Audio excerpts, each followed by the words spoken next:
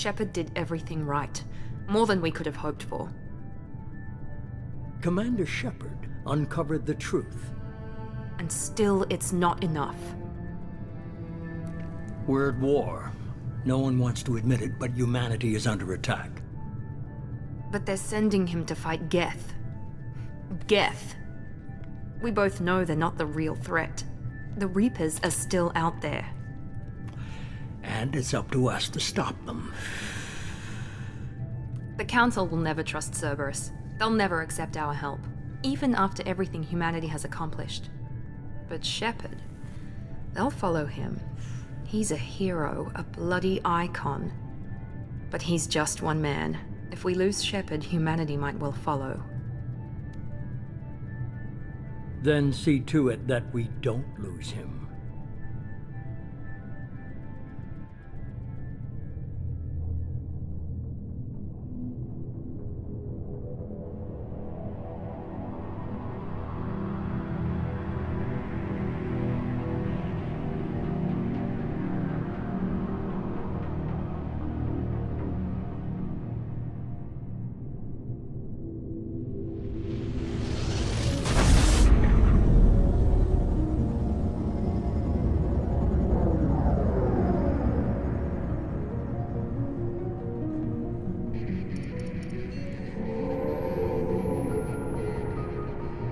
Disengaging FTL drives.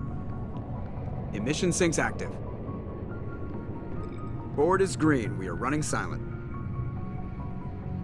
We're wasting our time. 4 days searching up and down this sector, and we haven't found any sign of Geth activity. 3 ships went missing here in the past month. Something happened to them. My money's on slavers. The Terminus system is crawling with them. Picking up something on the long-range scanner. Unidentified vessel. Looks like a cruiser.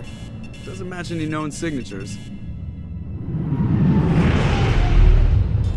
Cruiser is changing course.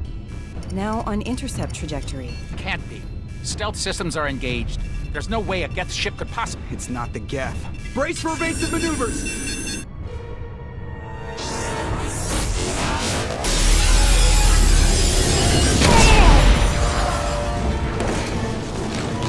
Presley! Kinetic barriers down. Multiple hull breaches. Weapons offline. Somebody get that fire out.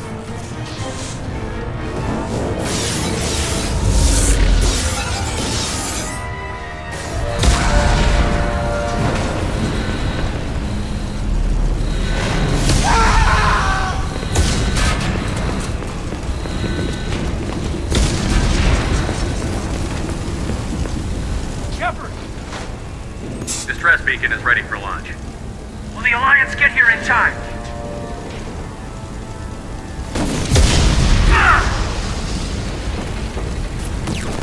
I'm not doing this just so they can find our frozen corpses. Get everyone onto the escape shuttle. Joker's still in the cockpit. He won't abandon ship. I'm not leaving either. I need you to get the crew onto the evac shuttle. I'll take care of Joker. Commander! Kate, go. Now. Aye, aye.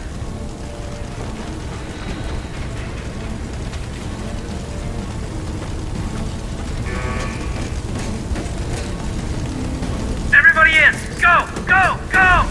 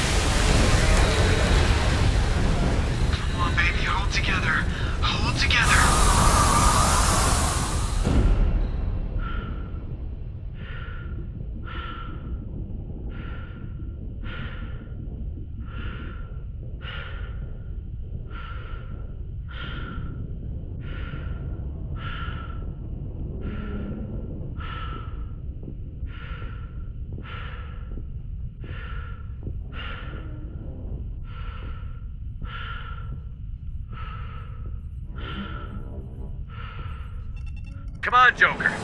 We have to get out of here. No, I won't abandon the Normandy. I can still save her. The Normandy's lost. Going down with the ship won't change that. Yeah, okay. Help me up. They're coming around for another attack.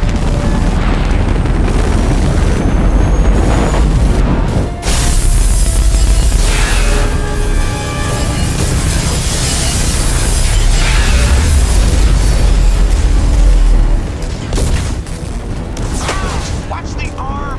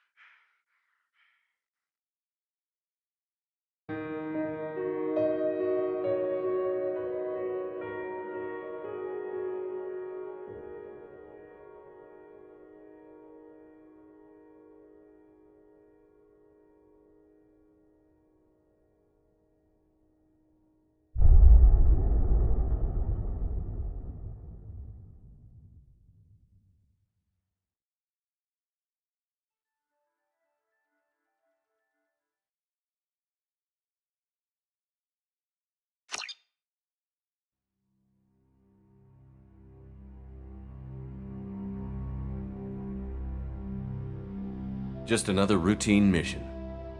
Why do they always say that before a mission? Of course it's routine. You haven't done anything yet. It's everything that happens along the way. The choices you make, the paths you choose, that turn the routine into anything but. Of course, that's how it started. A routine mission, answering a distress call. And look where that got me. We were testing out the Normandy, Captain Anderson's new ship, when the distress call came in. An Alliance patrol on Eden Prime had been attacked. They'd seen something they couldn't explain. And whatever it was massive. I hit the ground with my lieutenant, Caden Olenko. A good kid, loyal, by the book, with a talent for biotics. We came across the lone survivor of the patrol, Gunnery Chief Ashley Williams. A soldier to the core. Tough, disciplined, ready to take on whatever came her way. Ashley joined up with us and took us to the spot where she lost her squad. That's when we saw it. The ship. Like nothing I'd ever seen. It was massive, scorching the colony and everything around it as it blasted away. We followed the path of destruction to an artifact, a beacon left by a long-dead race called the Protheans. The colony had dug it up, and whoever attacked them had tried to take it. Chief Williams made the mistake of getting too close. It hit her with some type of energy. I grabbed her and threw her out of the way. And that's when it hit me. Hard. Every muscle in my body went rigid. I couldn't move, could barely breathe. Everything went black. And then I saw something. A vision. A dream. A nightmare. By the time I woke up, we were halfway to the Citadel on our way to meet the Council. I was expected to explain what I'd seen. Anderson came along. So did Adina, our political representative on the Citadel. With those two heavyweights, it seemed reasonable we could persuade the Council that the ship we'd seen was a potential threat, as was the individual behind the attacks. The main suspect for the Eden Prime massacre was a Turian Spectre named Saren. He'd been seen by one of the survivors from the colony at Eden Prime, and there was some evidence to suggest that the ship was connected to Saren. But even Adina's pointed accusations weren't enough to convince the Council. They just couldn't believe one of their chosen elite Spectres could be guilty of something like that. They needed proof, which meant I needed proof.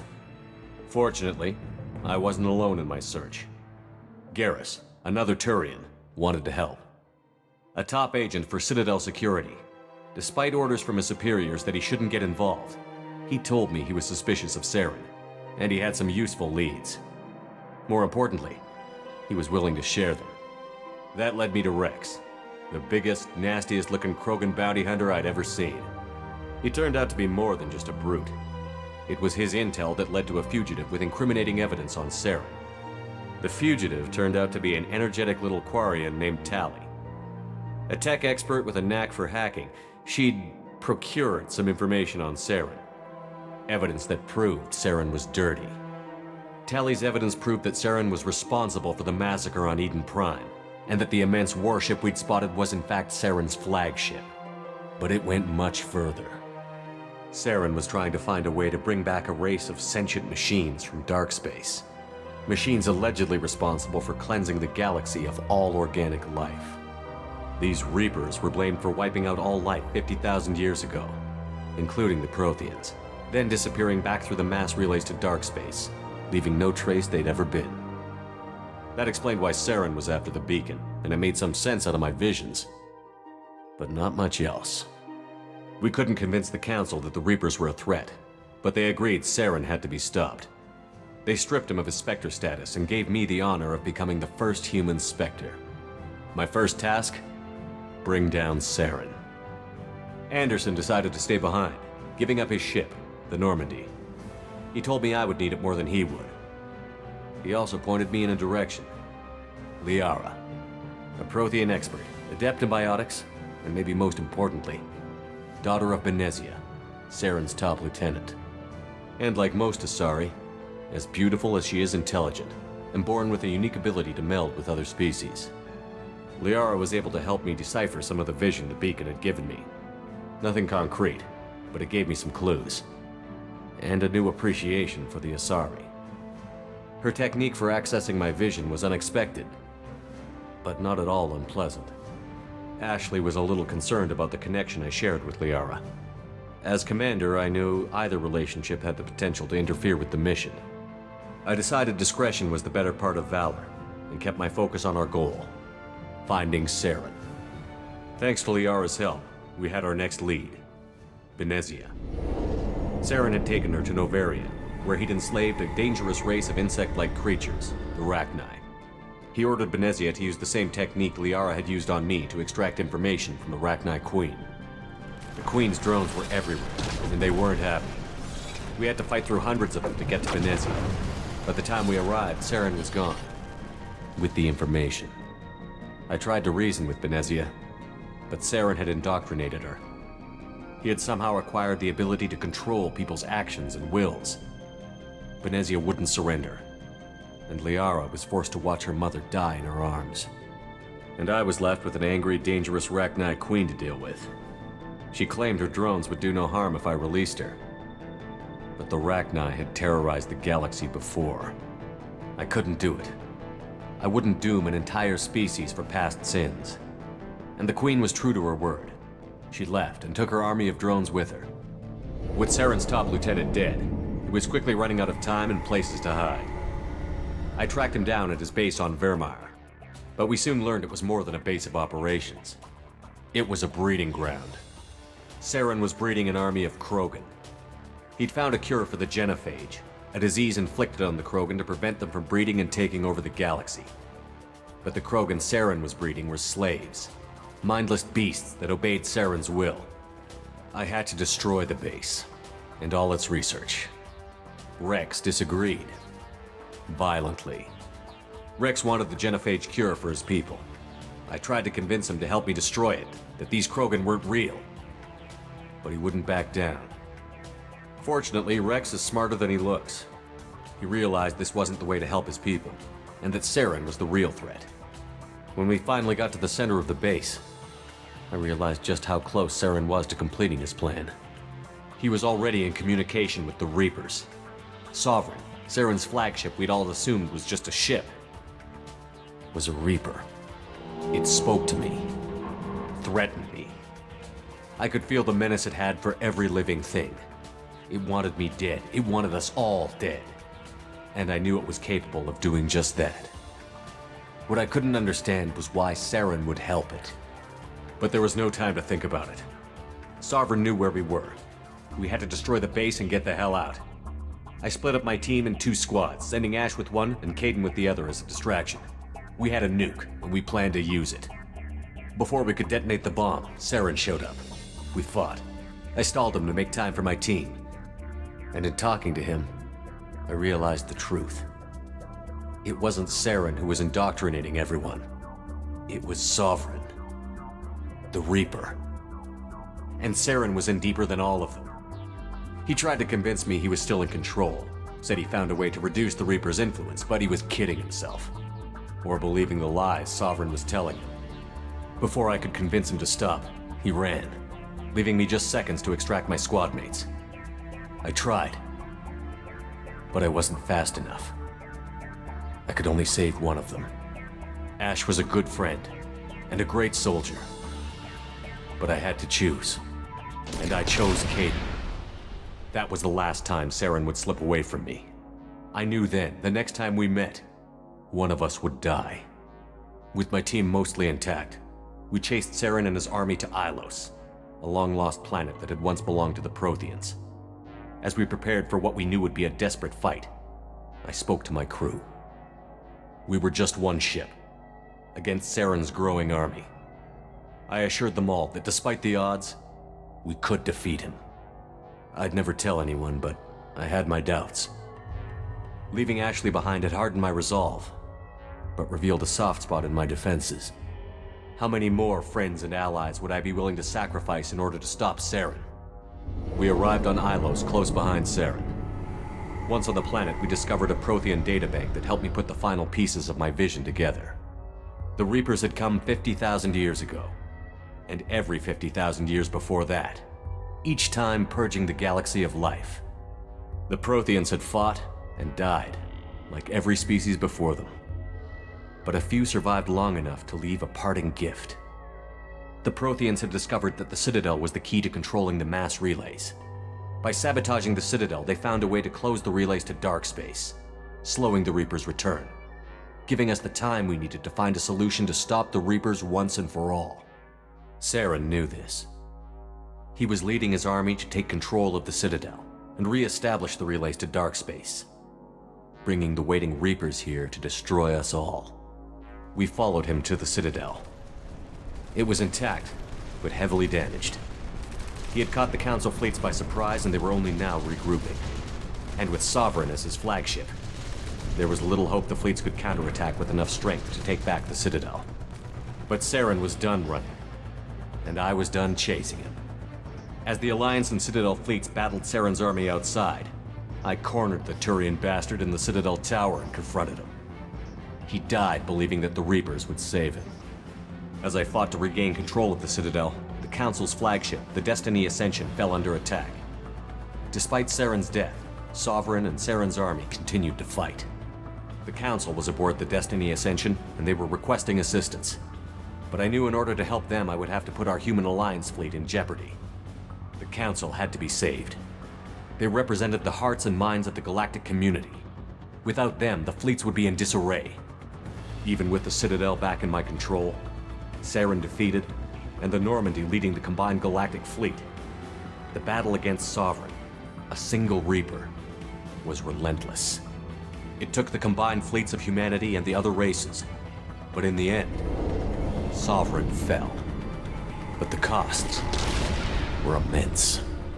While humanity's efforts in the war earned us our first seat on the Council, it was a hollow victory.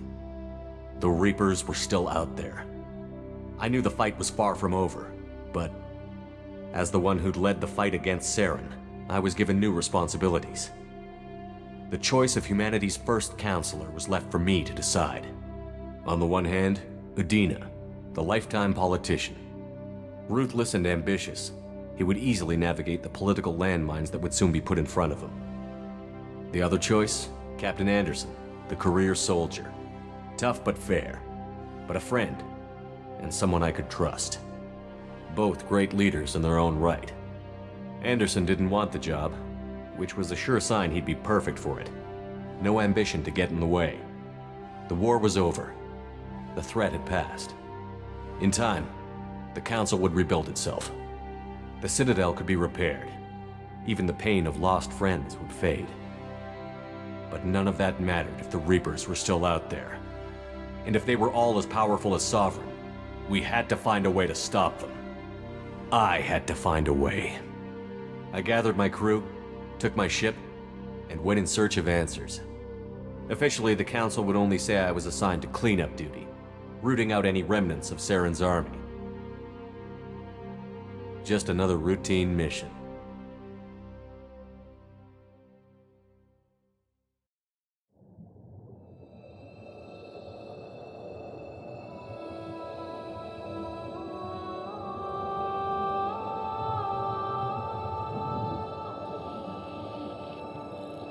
Commander Shepard has been recovered. The Lazarus project will proceed as planned.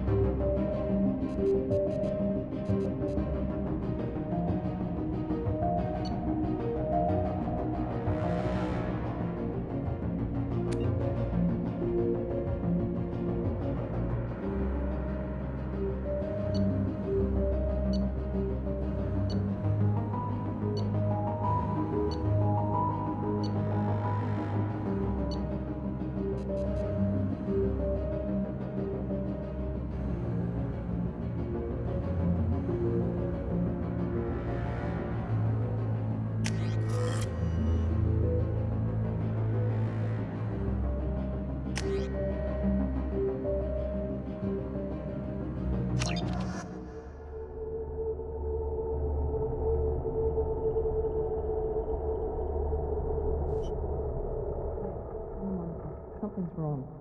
He's reacting to outside stimuli, showing an awareness of his surroundings. Oh my God, Miranda, I think he's waking up. Damn it, Wilson, he's not ready yet. Give him the sedative. Shepard, don't try to move. Just lie still. Try to stay calm. Heart rate's still climbing. Brain activity is off the charts. Stats pushing into the red zone. It's not working. Another dose. Now. Heart rate dropping. Stats falling back into normal range. That was too close. We almost lost him. I told you your estimates were off. Run the numbers again.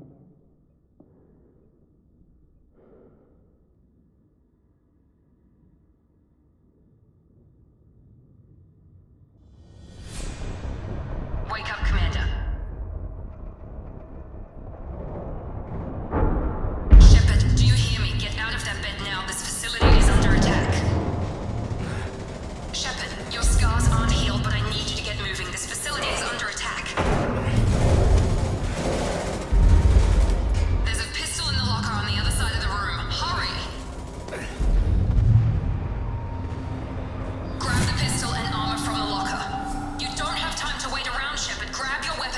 pistol doesn't have a thermal clip.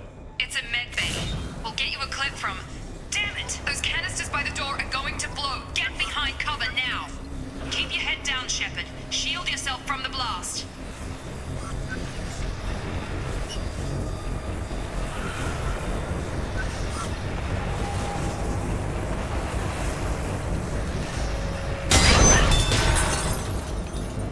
Someone's hacking security trying to kill you. Look for a thermal clip for your pistol.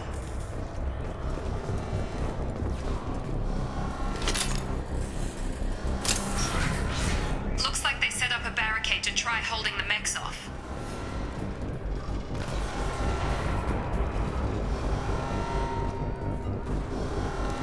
Look out! Keep moving, we need to get to the shuttles.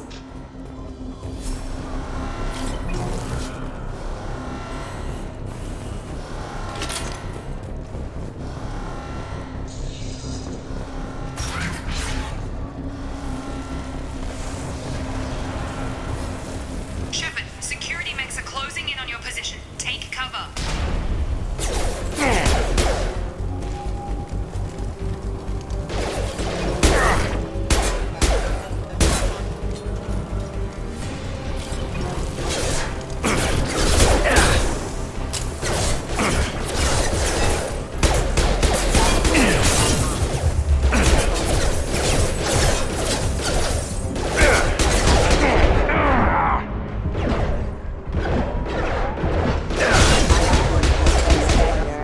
Nice work, Shepard. Coast is clear.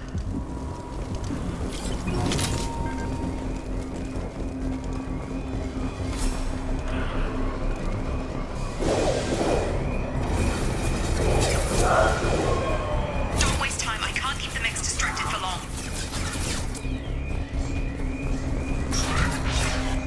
More reinforcements heading your way. Grab the grenade. Here come the mechs. You... Use the grenade We've been spotted.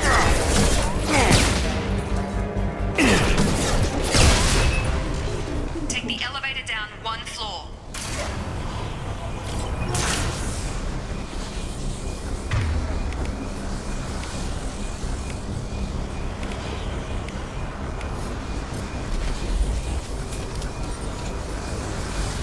Hurry! Get to the door! Run!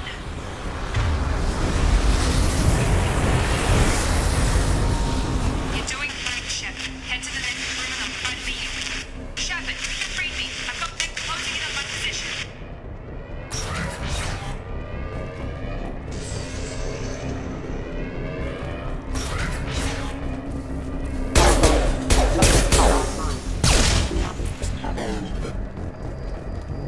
Work update. The cost of this project is astronomical. Over 4 billion credits so far. But nobody seems to care that we've gone over budget. I don't know where the boss gets all this money. Maybe it's better not to know. I just wish he'd kick a little more in my direction once in a while.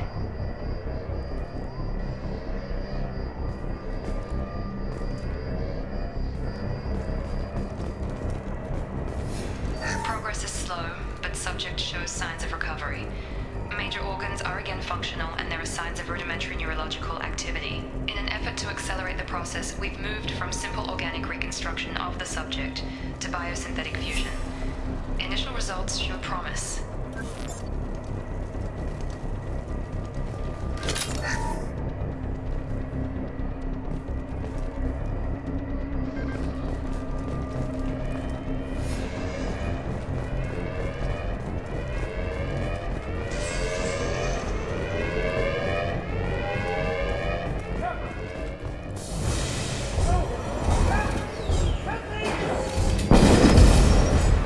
Not designed for specialized application.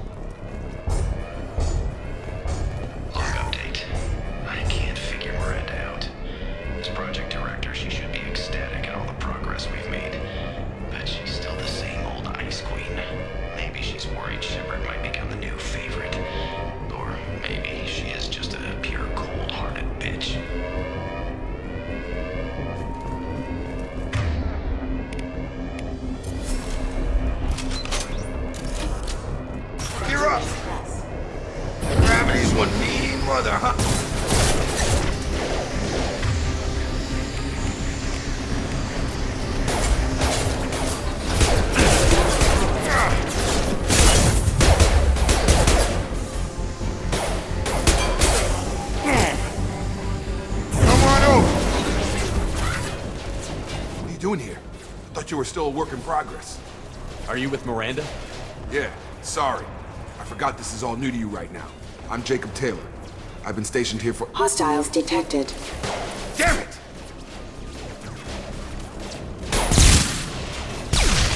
Things must be worse than I thought if Miranda's got you running around. I'll fill you in, but we better get you to the shuttle first.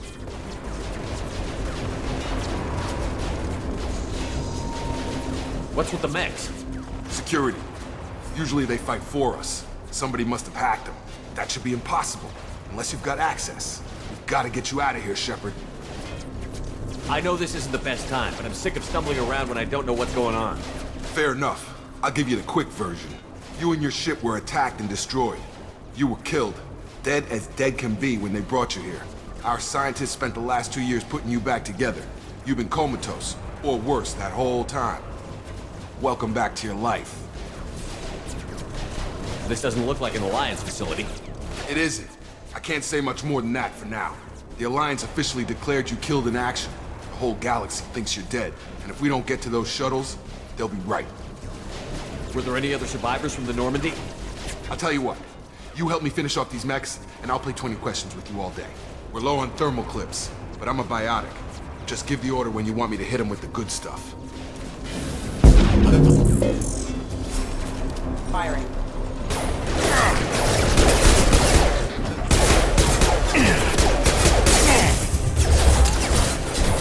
Backup systems incoming.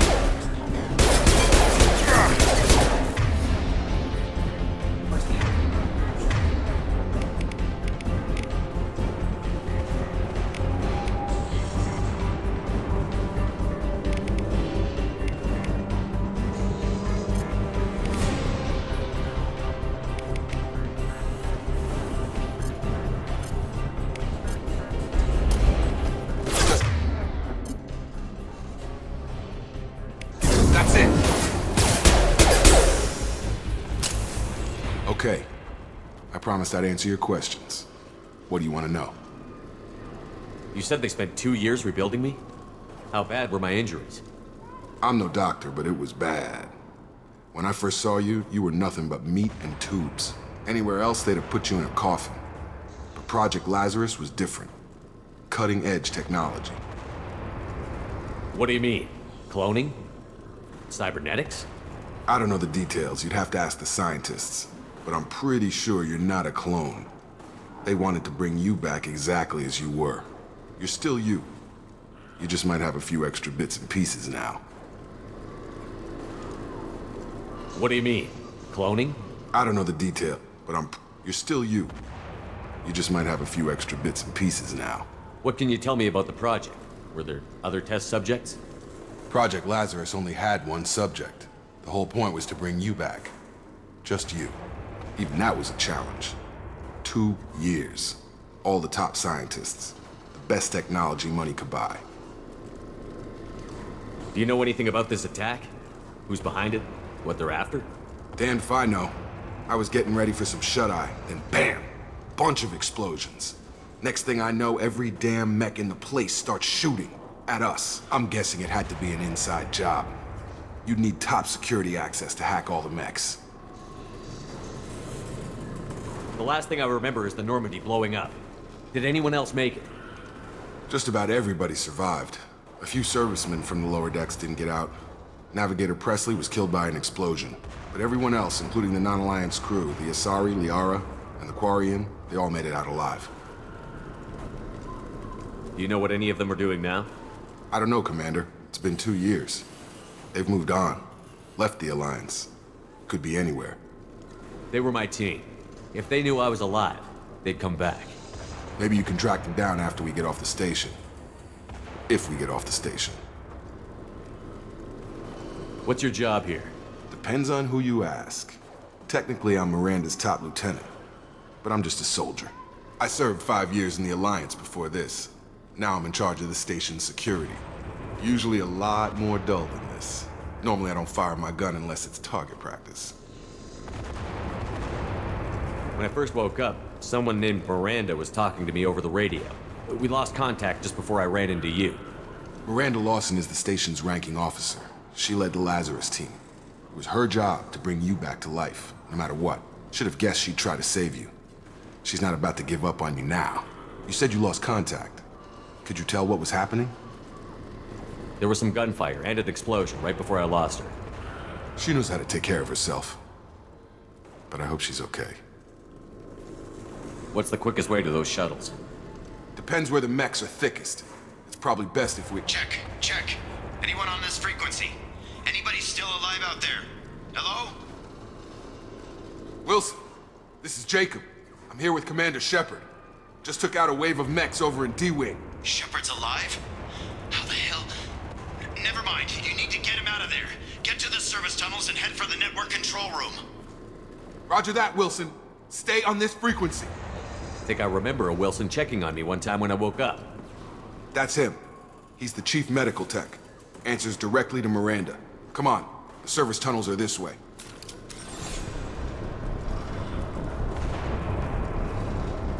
Log update. The Lazarus project is about to enter the final phase. It's taken nearly 2 years, but we did it. Commander Shepard is alive. This is the most amazing medical achievement in recorded history. Maybe now Miranda will finally show some appreciation for everything I've done.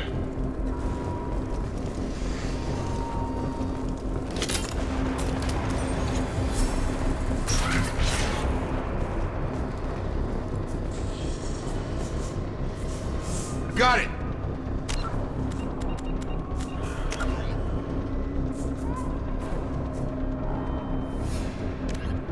The Asari were the first species to discover the Citadel. When the Solarians arrived, it was the Asari who proposed the establishment of the Citadel Council to maintain peace throughout the galaxy.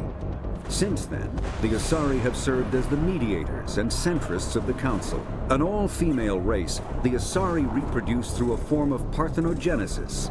They can attune their nervous system to that of another individual of any gender and of any species to reproduce. This capability has led to the unseemly and inaccurate rumors about Asari promiscuity. Asari can live for over 1,000 years, passing through 3 stages of life. In the maiden stage, they wander restlessly, seeking new knowledge and experience. When the matron stage begins, they meld with interesting partners to produce their offspring. This ends when they reach the matriarch stage, where they assume the roles of leaders and counselors.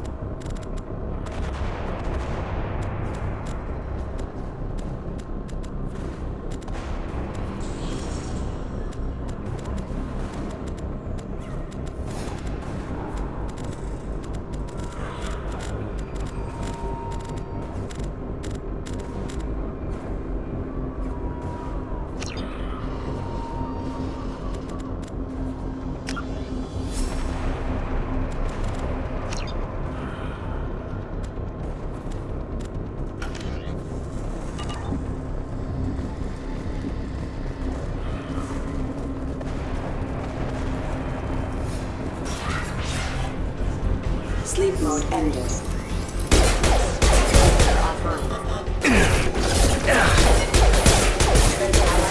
On target!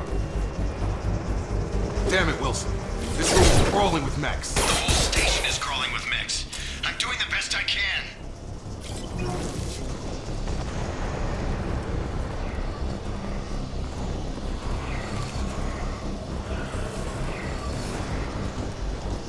Oh God, they found me.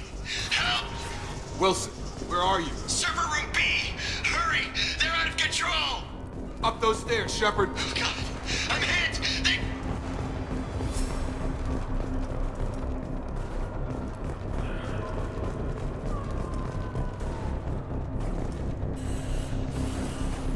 Physical reconstruction of subject is complete, but we still need to evaluate all mental and neurological functions. Our orders were clear. Make Commander Shepard who he was before the explosion. The same mind, the same morals, the same personality. If we alter his identity in any way, if he's somehow not the man he used to be, the Lazarus Project will have failed. I refuse to let that happen.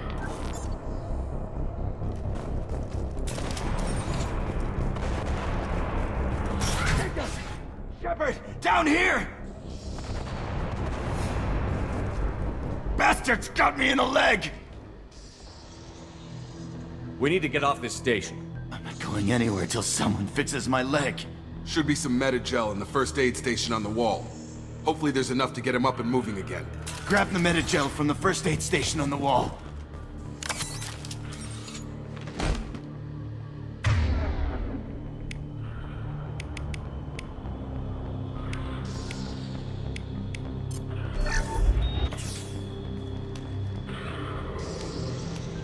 Thanks, Shepard. Never thought you'd save my life. Guess that makes us even now, hmm? I thought maybe I could shut down the security mechs, but whoever did this fried the whole system. Completely irreversible. We didn't ask what you were doing. Why do you even have security mech clearance? You were in the bio wing. Weren't you listening? I came here to try and fix this. Besides, I was shot. How do you explain that? I don't care who set up who. Those mechs are shooting at all of us. We'll sort it out later. We need to find Miranda first. We can't just leave her behind. Forget about Miranda. She was over in D-Wing. The mechs were all over that sector. There's no way she survived. A bunch of mechs won't drop Miranda. She's alive. Then where is she? Why haven't we heard from her? There are only two possible explanations. She's either dead, or she's a traitor. Haven't known her long enough to trust her. This project was Miranda's baby. She'd never sabotage it. Okay, maybe she's not a traitor. But that doesn't change the facts. We're here, she's not. We need to save ourselves. The shuttle bay is only a few... We can overload the canister with the shuttles. These mechs don't know when to quit.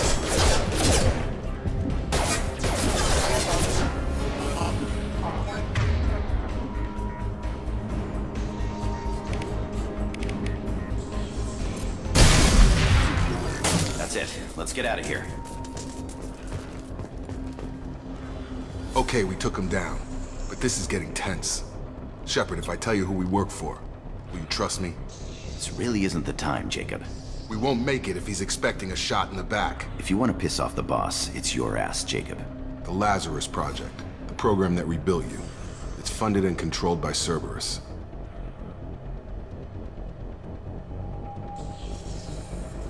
I wiped out my share of Cerberus projects when I was a Spectre.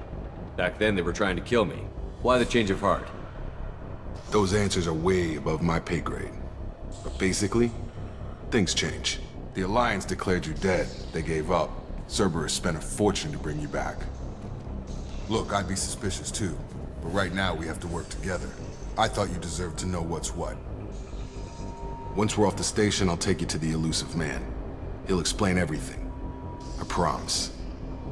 Elusive Man? Is he in charge of all this? Yeah. That's not his real name, of course. Nobody knows who he really is. It was a code name the Alliance used for him. Kinda stuck.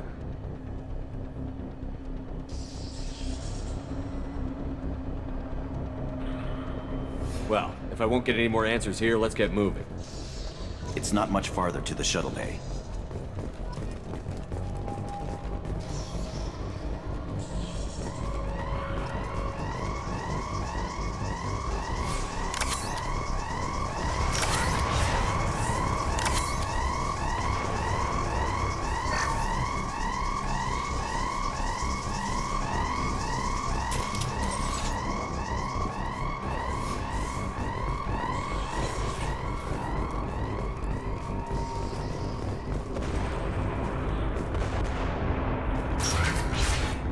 sensors activated.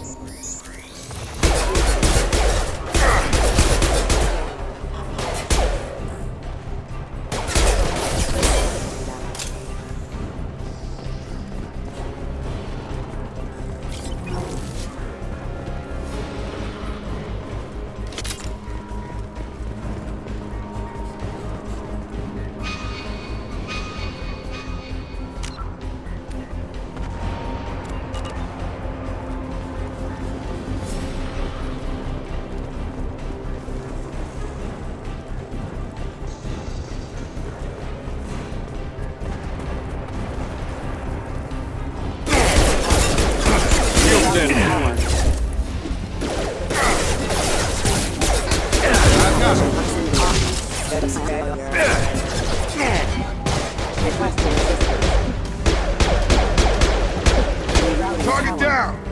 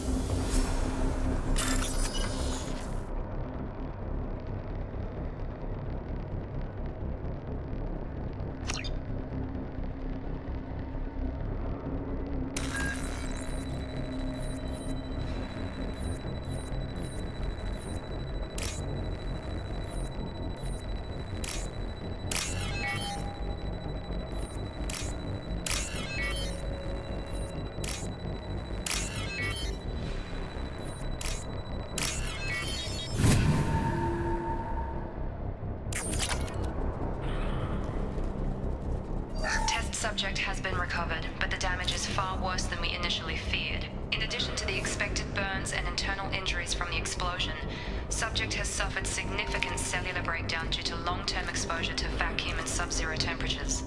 Despite the extent of the physical trauma, Wilson assures me subject is salvageable. The Lazarus project will proceed as planned.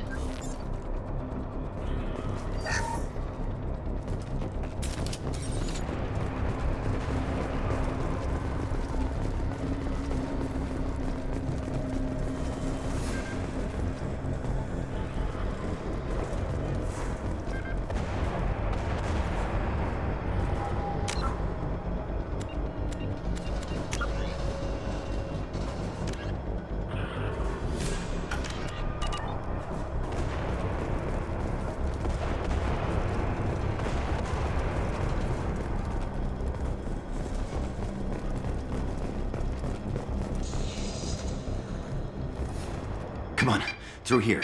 We're almost at the... Miranda, but you are... Dead? What the hell are you doing? My job. Wilson betrayed us all.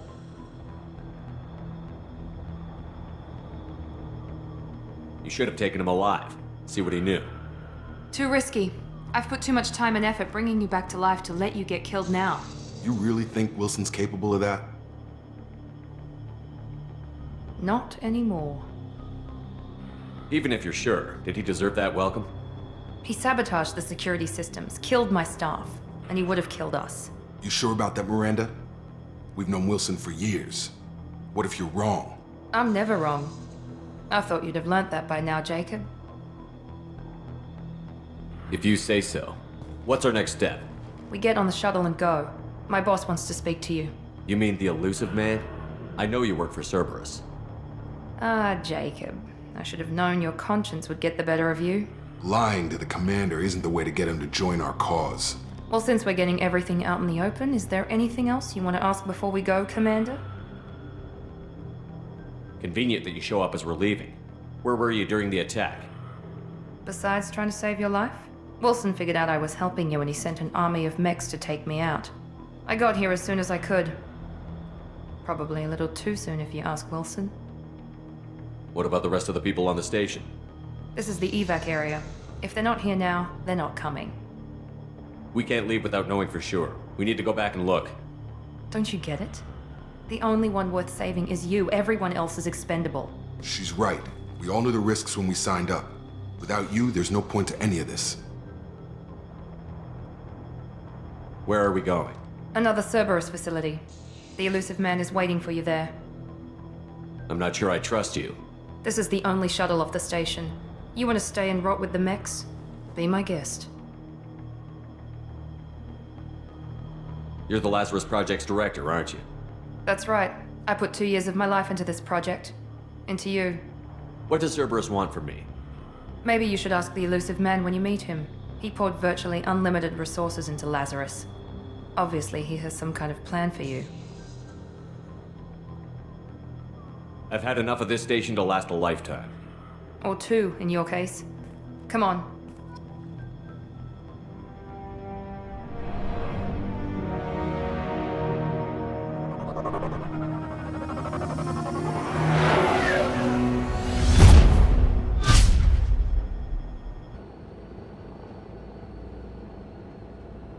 Before you meet with the elusive man, we need to ask a few questions to evaluate your condition. Come on, Miranda, more tests? Shepard took down those mechs without any trouble. That has to be good enough. It's been 2 years since the attack. The elusive man needs to know that Shepard's personality and memories are intact. Ask the questions. Did you say 2 years? I've been gone that long? 2 years and 12 days. And you were on an operating table for most of it. The sooner we start, the sooner we can be done. Start with personal history. Okay. Records show you grew up on Earth. Tough environment, no parents. You enlisted and you survived a Thresher Maw attack that wiped out the rest of your team. Do you remember that? I lost a lot of friends that day. Going through something like that changes you. It can break you if you let it. I read the report. 50 Marines died on Akuz. You were the only one who lived. Satisfied, Miranda?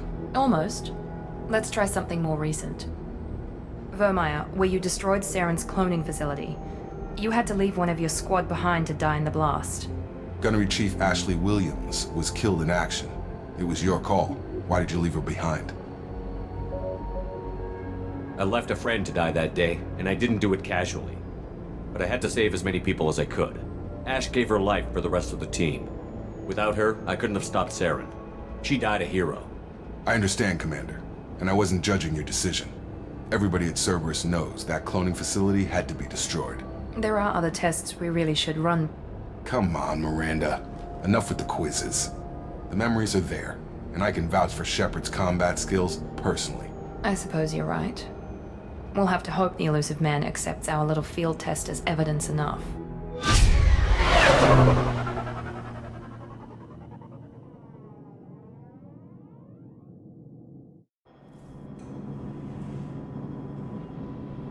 The elusive man is waiting for you in the other room. The elusive man is waiting for you in the other room. The elusive man is waiting for you in the other room.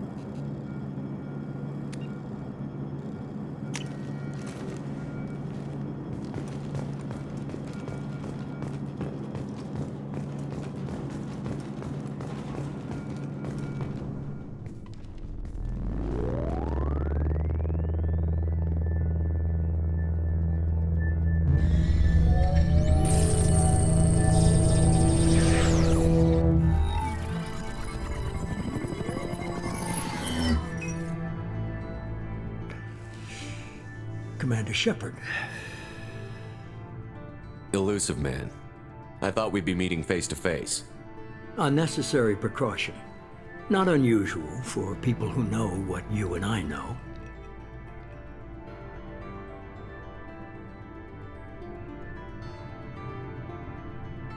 And what exactly is it that you and I know?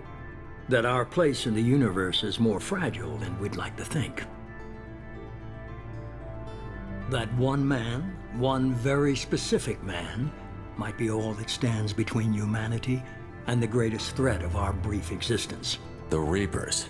Good to see your memory's still intact. How are you feeling?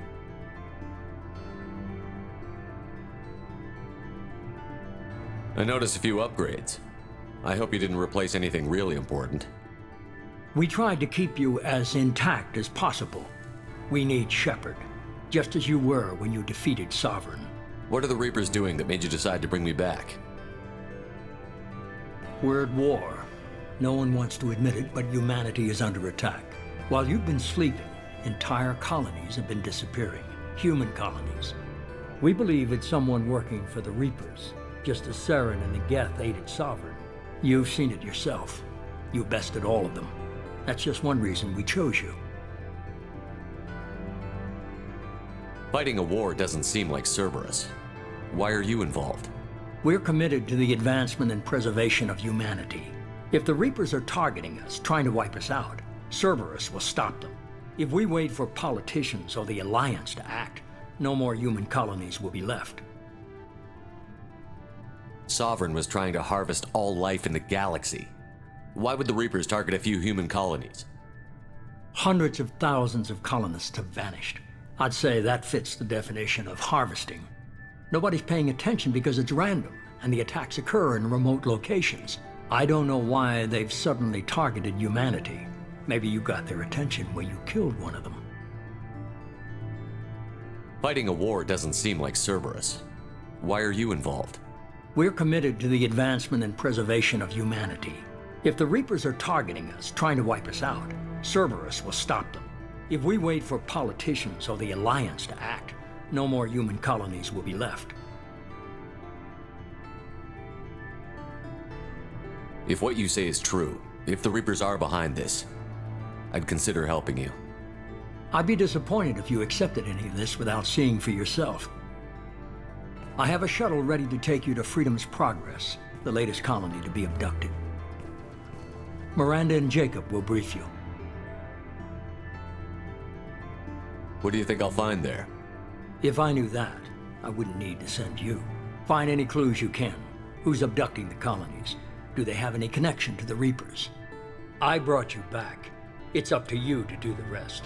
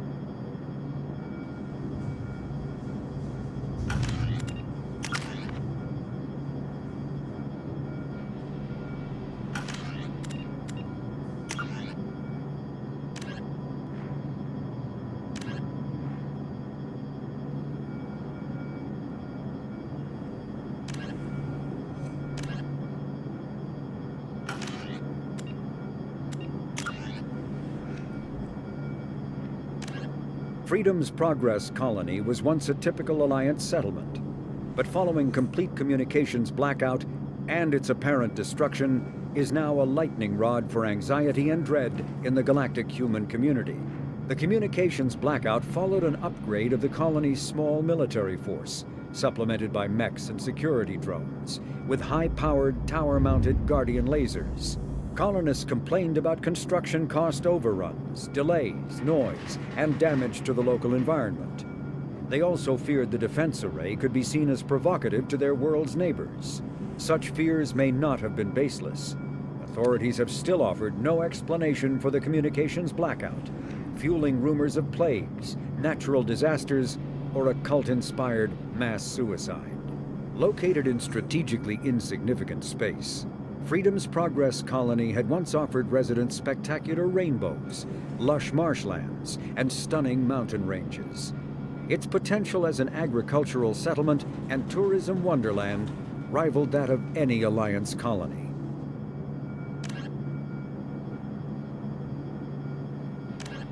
Immediately following the First Contact War, an anonymous extranet manifesto warned that an alien attempt at human genocide was inevitable.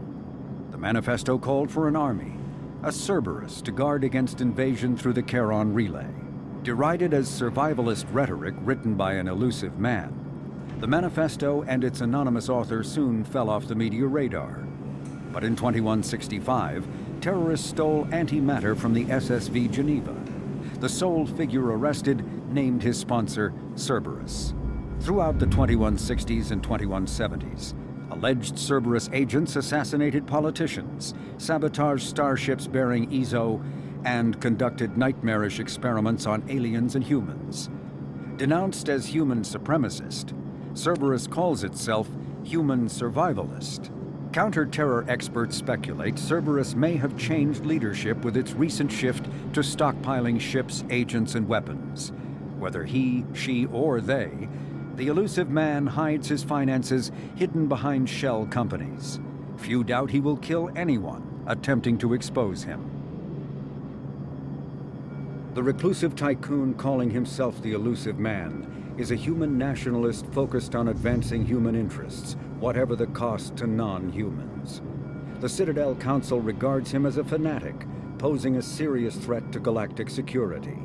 A mysterious maverick, to say the least, the elusive man heads the Cerberus network. Dubbed the Elusive Empire by investigators, Cerberus is an allegedly untraceable syndicate of private intelligence agencies, biotics laboratories, engineering and scientific research teams, and lucrative front companies. Branded a terrorist and seditionist organization by authorities, Cerberus is the only human power base other than the Terra Firma Party, strong enough to embarrass, if not threaten, the Council and its human representatives. The Citadel is an ancient deep space station, presumably constructed by the Protheans. Since the Prothean extinction, numerous species have come to call the Citadel home. It serves as the political, cultural, and financial capital of the galactic community. To represent their interests, most species maintain embassies on the Presidium, the Citadel's inner ring. The Citadel Tower in the center of the Presidium holds the Citadel Council chambers. Council affairs often have far-reaching effects on the rest of the galactic community. 5 arms, known as the wards, extend from the Presidium. Their inner surfaces have been built into cities, populated by millions of inhabitants from across the galaxy. The Citadel is virtually indestructible. If attacked, the station can close its arms to form a solid, impregnable shell. For as long as the station has existed, an enigmatic race called the Keepers has maintained it.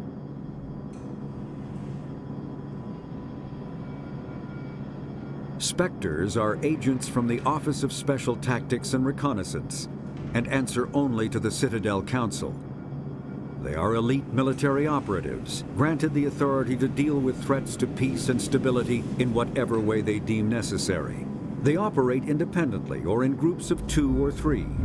Some are empathetic peacekeepers, resolving disputes through diplomacy. Others are cold-blooded assassins, ruthlessly dispatching problem individuals. All get the job done one way or another, often operating outside the bounds of galactic law. The Spectres were founded after the Solarians joined the Council. For many years they operated in secrecy as backroom problem solvers. Only after the Krogan rebellions did their activities become publicized. Assignment of a Spectre is less contentious than a military deployment, but makes it clear that the Council is concerned about a situation. In the early 2160s, the Alliance began aggressive colonization of worlds in the Skyllian Verge, much to the dismay of the Batarians, who had been developing the region for several decades. In 2171, the Batarians petitioned the Council to declare the Verge a zone of Batarian interest. The Council refused, however, declaring unsettled worlds in the region open to human colonization. In protest, the Batarians closed their Citadel embassy and severed official diplomatic relations with the Council, effectively becoming a rogue state. They instigated a proxy war in the Verge by funneling money and weapons to criminal organizations, urging them to strike at human colonies. Hostilities peaked with the Skyllian Blitz of 2176, an attack on the human capital of Elysium by Batarian-funded pirates and slavers. In 2178, the Alliance retaliated with a crushing assault on the moon of Torfin, long used as a staging base by Batarian-backed criminals.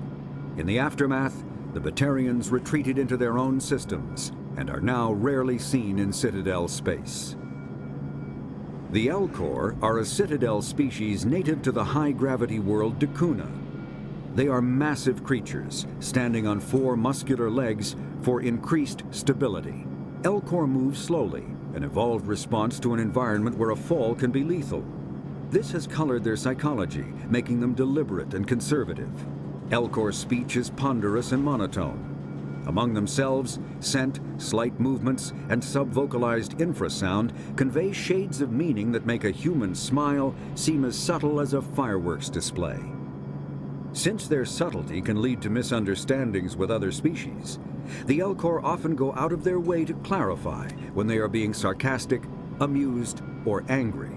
Dakuna's high gravity impedes mountain formation. Most of the world consists of flat, open plains, which prehistoric Elcor wandered across in small family bands. Modern Elcor still prefer open sky and can become restless and uncomfortable on long starship journeys. The Geth are a humanoid race of networked AIs. They were created by the Quarians 300 years ago as tools of labor and war. When the Geth showed signs of self-evolution, the Quarians attempted to exterminate them. The Geth won the resulting war. This example has led to legal, systematic repression of artificial intelligences in galactic society. The Geth possess a unique distributed intelligence. An individual has rudimentary animal instincts, but as their numbers and proximity increase, the apparent intelligence of each individual improves. In groups, they can reason, analyze situations, and use tactics, as well as any organic race. Geth space is located at the trailing end of the Perseus Arm, beyond the lawless Terminus systems. The Perseus Veil, an obscuring dark nebula of opaque gas and dust, lies between their space and the Terminus systems. The Hanar are a Citadel species known for excessive politeness. They speak with scrupulous precision and take offense at improper language. Hanar that expect to deal with other species take special courses to help them unlearn their tendency to take offense at improper speech. All Hanar have 2 names. The face name is known to the world. The soul name is kept for use among close friends and relations. Hanar never refer to themselves in the first person in conversation with someone they know on a face name basis. To do so is considered egotistical, so instead they refer to themselves as this one, or the impersonal it. Their homeworld, Kajay, has 90% ocean cover and orbits an energetic white star, resulting in a permanent blanket of cloud. Due to the presence of Prothean ruins on the world, many Hanar worship them, and Hanar myths often speak of an elder race that civilized them by teaching them language. The Krogan evolved in a hostile and vicious environment. Until the invention of gunpowder weapons, eaten by predators was still the #1 cause of Krogan fatalities. Afterwards, it was death by gunshot. When the Solarians discovered them, the Krogan were a brutal, primitive species, struggling to survive a self-inflicted nuclear winter. The Solarians culturally uplifted them, teaching them to use and build modern technology, so they could serve as soldiers in the Rachni War. Liberated from the harsh conditions of their homeworld, the quick-breeding Krogan experienced an unprecedented population explosion. They began to colonize nearby worlds. Even though these worlds were already inhabited, the Krogan rebellions lasted nearly a century, only ending when the Turians unleashed the Genophage, a Solarian-developed bioweapon that crushed all Krogan resistance. The Genophage makes only 1 in 1,000 pregnancies viable, and today the Krogan are a slowly dying breed.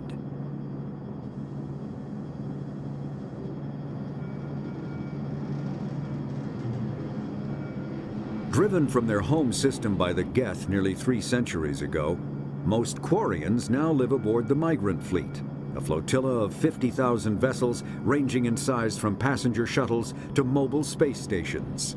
Home to 17 million Quarians, the flotilla understandably has scarce resources. Because of this, each Quarian must go on a rite of passage known as the Pilgrimage when they come of age. They leave the fleet and only return once they have found something of value they can bring back to their people. Other species tend to look down on the Quarians for creating the Geth and for the negative impact their fleet has when it enters a system. This has led to many myths and rumors about the Quarians, including the belief that underneath their clothes and breathing masks, they are actually cybernetic creatures, a combination of organic and synthetic parts.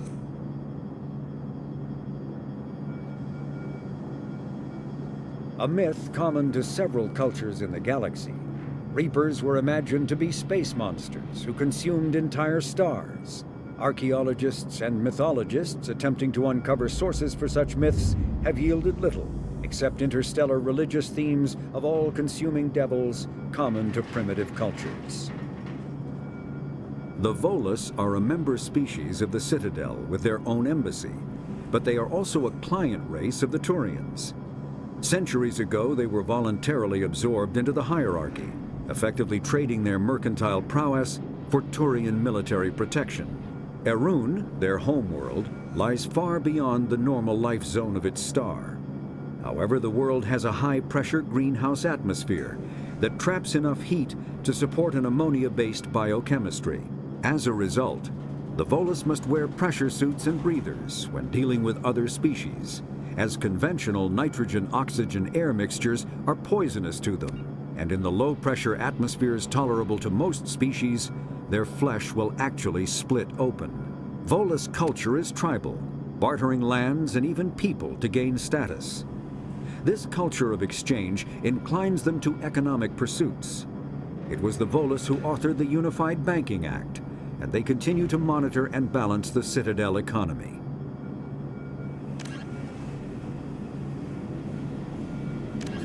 "50,000 years ago, the Protheans were the only spacefaring species in the galaxy. They vanished in a swift galactic extinction. Only the legacy of their empire remains. They are believed to have built the mass relays and the Citadel, which have allowed numerous species to explore and expand throughout the galaxy. Prothean ruins are found on worlds across the galaxy. While surprisingly intact for their age, functioning examples of Prothean paleotechnology are rare. Time and generations of looters have picked their dead cities and derelict stations clean. Some believe the Protheans meddled in the evolution of younger races. The Hanar homeworld of Kajay, for example, shows clear evidence of former Prothean occupation. The presence of a former Prothean observation post on Mars has caused a rebirth of interventionary evolutionists among humans. These individuals believe the god myths of ancient civilizations are misremembered encounters with aliens.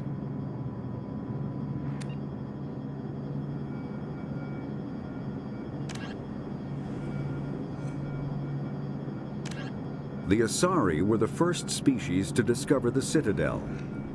The second species to join the Citadel, the Solarians, are warm-blooded amphibians with a hyperactive metabolism. Solarians think fast, talk fast, and move fast.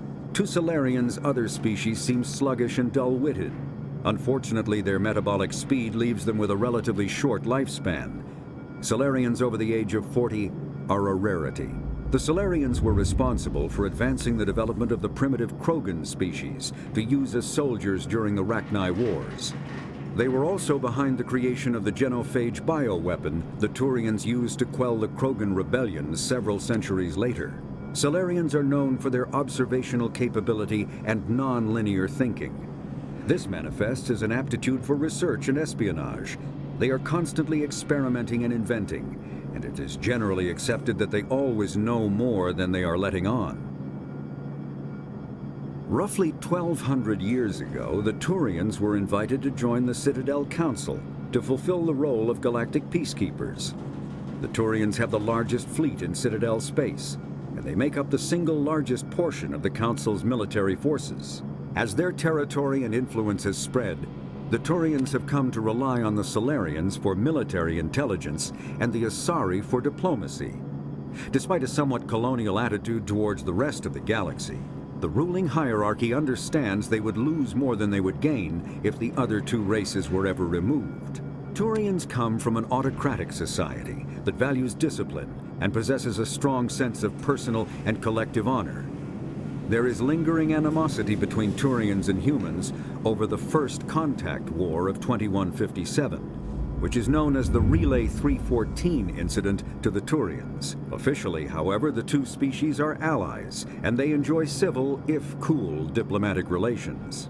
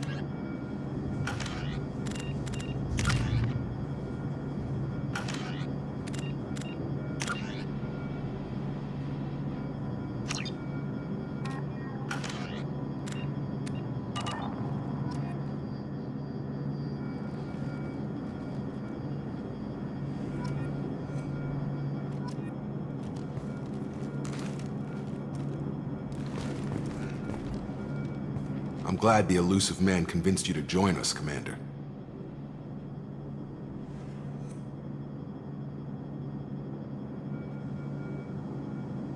Cerberus gave me my body back. That's worth giving them a chance. One chance. But you're still not convinced. Do you trust me, Commander? You're a good man, Jacob. But you might be working for the wrong people. Maybe.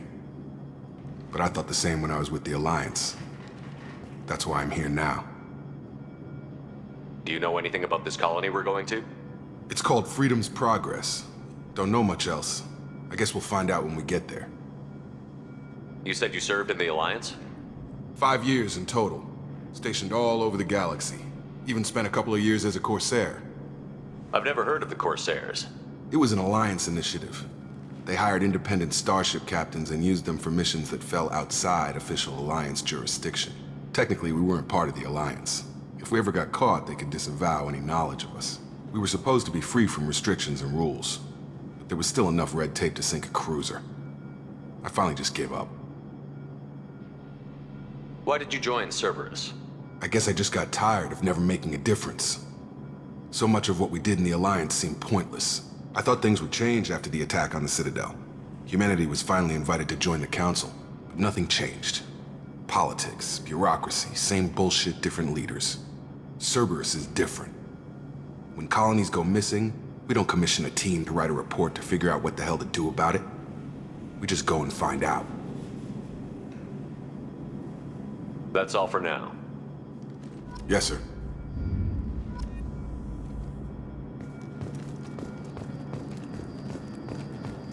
The elusive man is very impressed with you.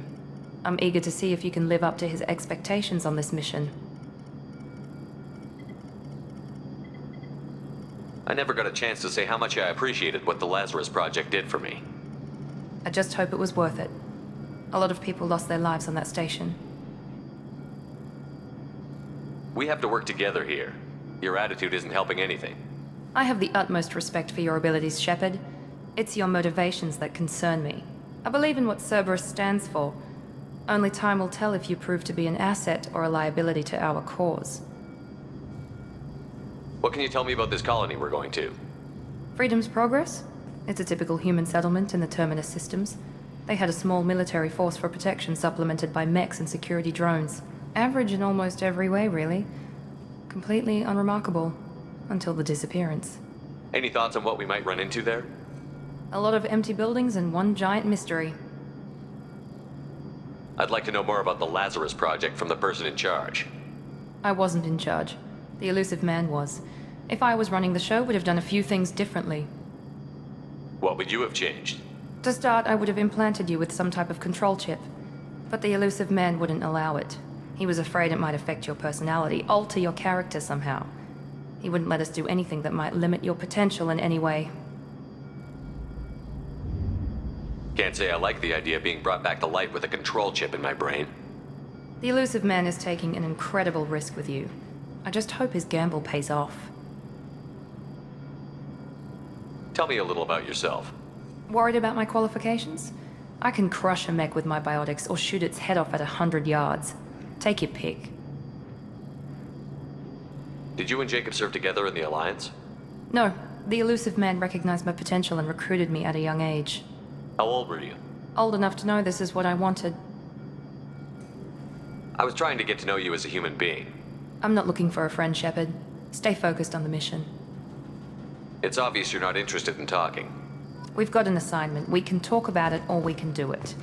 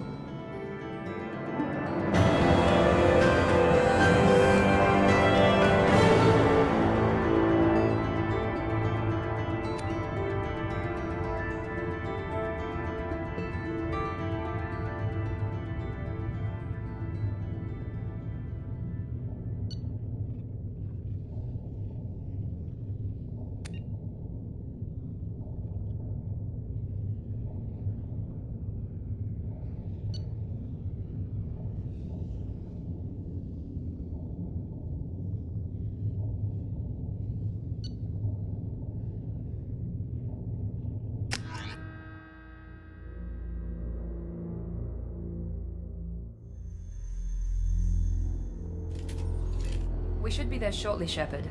The elusive man put us under your command. Do you have any orders? What did you find at the other colonies? Nothing. No signs of attack, no corpses, not even a trace of unusual genetic material to give us a clue. They just disappear. And we've got no target to go after. Are you sure you'll be comfortable following my orders? We didn't bring you back from the dead just to second guess you, Commander. If the elusive man says you're in charge, you're in charge. What makes you think this investigation will turn up anything new? At other colonies, official investigators got there first. Sometimes looters or salvage teams as well. We're hoping to be the first ones there this time. Maybe find clues before somebody else disturbs the scene. Our first priority is to look for survivors. That's unlikely, Commander. No one was left at the other colonies. They were completely deserted. Be nice to find somebody. Anything's better than another ghost town.